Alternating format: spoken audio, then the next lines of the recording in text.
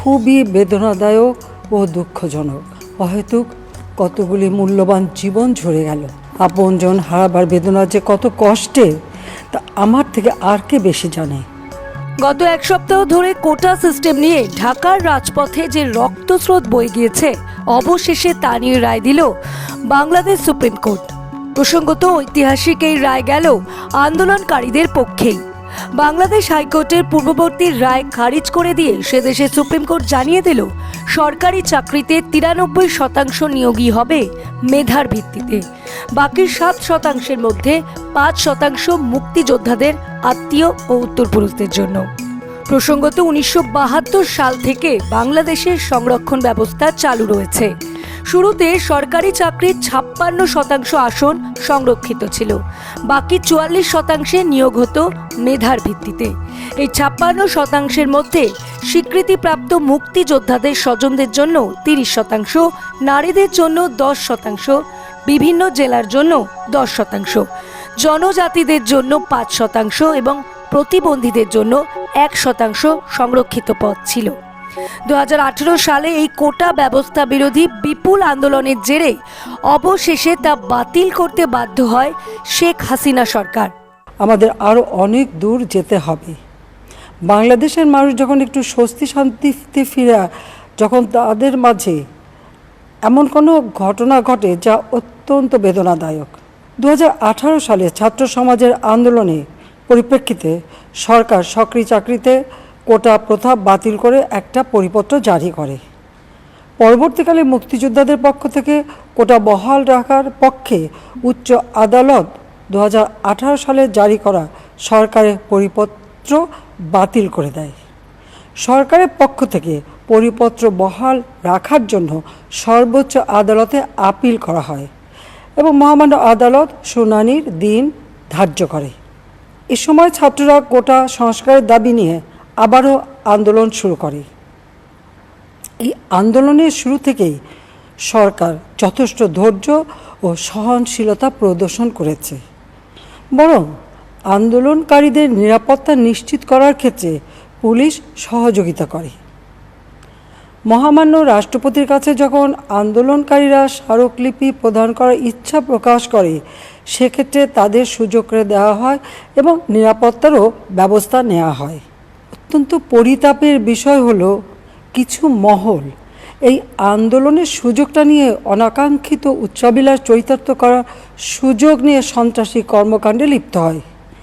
এর ফলে এই কোমলমতি শিক্ষার্থীদের আন্দোলনকে ঘিরে যে সকল ঘটনা ঘটেছে তা খুবই বেদনাদায়ক ও দুঃখজনক। অহেতুক কতগুলি মূল্যবান জীবন ঝরে গেল। আপনজন হারাবার বেদনা যে কত কষ্টের তা আমার থেকে আর কে বেশি জানে। কিন্তু সংরক্ষণ ব্যবস্থায় যে সংস্কার করেছিল শেখ হাসিনা সরকার 2021 সালে, সেই সংস্কারকে অবৈধ দাবি করে হাইকোর্টে মামলা করে 2 মুক্তিযোদ্ধার পরিবার। চলতি বছরের গত 5ই জুন সেই মামলায় তাদের জয় হয়। 2018 সালে হাসিনার কোটা ব্যবস্থার পরিশোধনকে অবৈধ ঘোষণা করে রায় দেয় হাইকোর্ট। ফলে পূর্ববর্তী কোটা ব্যবস্থায় ফের বহাল হয়। এরপরেই জনতার বিপুল জনরোষ। বিভিন্ন শিক্ষা প্রতিষ্ঠানে শুরু হয়ে যায় ছাত্র আন্দোলন। পথে নেমে এসে বিক্ষোভ দেখান সর্বশ্রেণীর মানুষ। পুলিশ এবং আন্দোলনকারীদের সংঘর্ষে অগ্নিগর্ভ হয়ে ওঠে বাংলাদেশ। এই আন্দোলনের জেরে গত এক সপ্তাহে মৃত্যু হয় শতাধিক মানুষের। যদিও এর মধ্যেই হাইকোর্টের নির্দেশকে চ্যালেঞ্জ করে সুপ্রিম কোর্টে গিয়েছিল হাসিনা সরকার। বাংলাদেশ সরকারের পক্ষে মামলাটি লড়ছিলেন আইনজীবী AM আমিনউদ্দিন। এদিন তিনি শুনানির শুরুতেই জানান, কোটা ব্যবস্থা বাতিলের পক্ষে সওয়াল করবে সরকার। সকাল 10টা থেকে শুরু হয় শুনানি।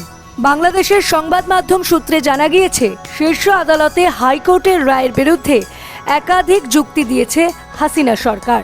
সুপ্রিম কোর্টের আপিল বিভাগে প্রধান বিচারপতি ওয়াবাইদুল হাসানের নেতৃত্বাধীন বেঞ্চের সামনে আইনজীবী আমিনউদ্দিন জানিয়েছেন, সংরক্ষণ নিয়ে জুন মাসে হাইকোর্ট যে রায় দিয়েছে তাতে স্ববিরোধিতা রয়েছে। সেই কারণেই রায়টি বাতিলের আবেদন জানানো হচ্ছে। সংরক্ষণ নিয়ে সংস্কারের নীতিগত সিদ্ধান্ত নিয়েছিল হাসিনা সরকার।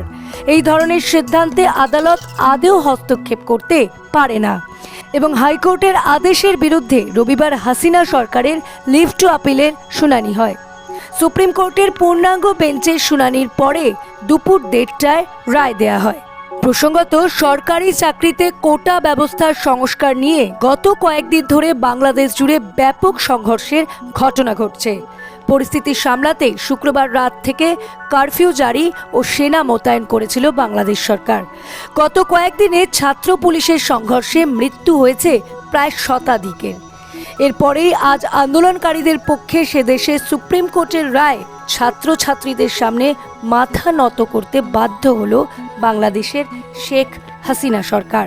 এদিকে ঐতিহাসিক এই রায়ের পর আন্দোলনকারীরা জানিয়েছেন, বাংলাদেশের সংরক্ষণ ব্যবস্থা সম্পূর্ণ না ওঠা পর্যন্ত আন্দোলন চলবে। সুপ্রিম কোর্টের রায় তার শান্ত হওয়ার কোনো প্রশ্নই নেই। তাই সরকারি চাকরিতে আসন সংরক্ষণের পরিমাণ 56% থেকে কমে 7% হলেও বাংলাদেশের শান্তি কতদিনে ফেরে এখন সেটাই দেখার।